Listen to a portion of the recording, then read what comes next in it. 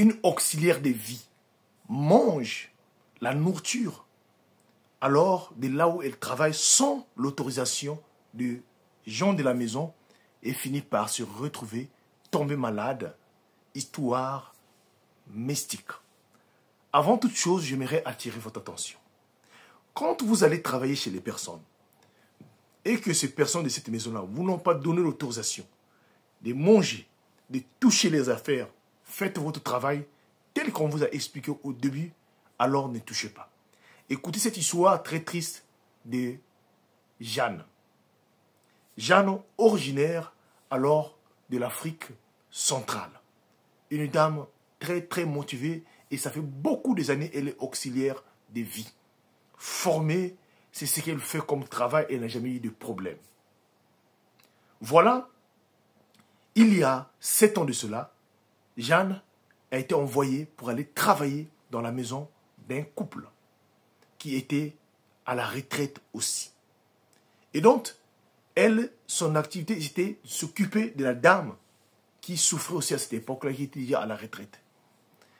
Et donc voilà, en arrivant sur place, le couple avait dit à Jeanne de ne pas alors toucher tout ce qui se trouvait dans leur frigo.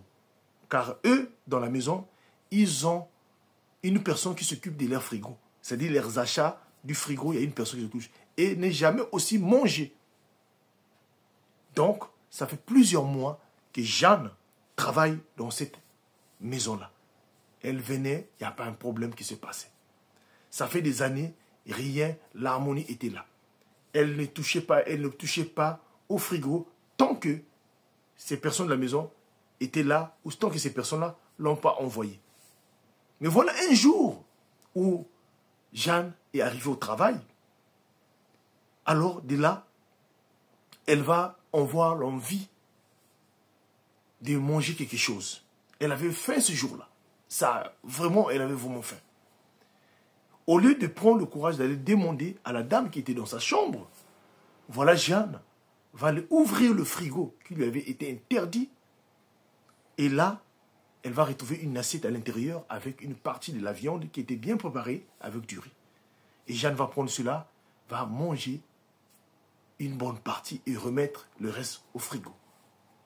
Sauf que elle ne venait pas de comprendre que ce qu'elle venait de faire là, elle venait de commettre, signer, qu'on pouvait dire, un arrêt comme de mort.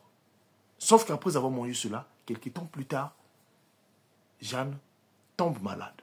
Sérieusement, on l'emmène partout à l'hôpital. Ici en France, rien ne marchait. Et voilà comment son ventre commençait à gonfler. Et voilà, ses parents décident donc de contacter ses parents en Afrique afin d'essayer un peu de voir traditionnellement qu'est-ce qui n'allait pas. C'est là où ses parents en Afrique vont les consulter. On va dire, mais Jeanne venait de consommer, il y a quelque temps de cela, une viande mystique au sein de son boulot. Car là où elle travaille, les personnes de cette maison-là sont des sorcières. Et donc, quand elle est partie travailler quand elle est arrivée là-bas, on l'avait interdit.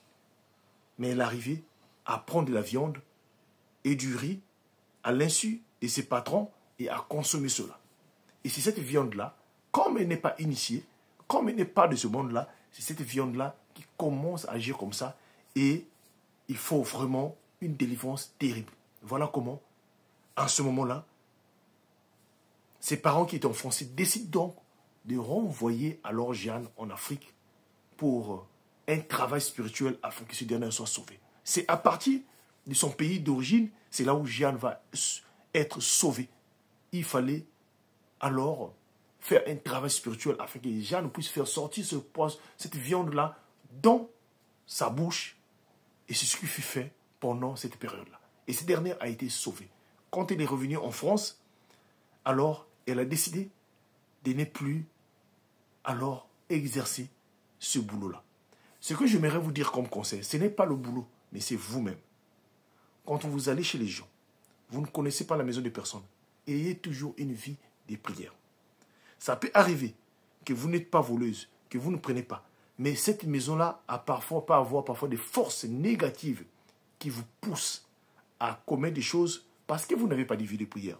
Alors, s'il vous plaît, Partagez-moi cette histoire-là et surtout de ne pas oublier que le monde ici-bas est un monde là où il y a plusieurs mondes.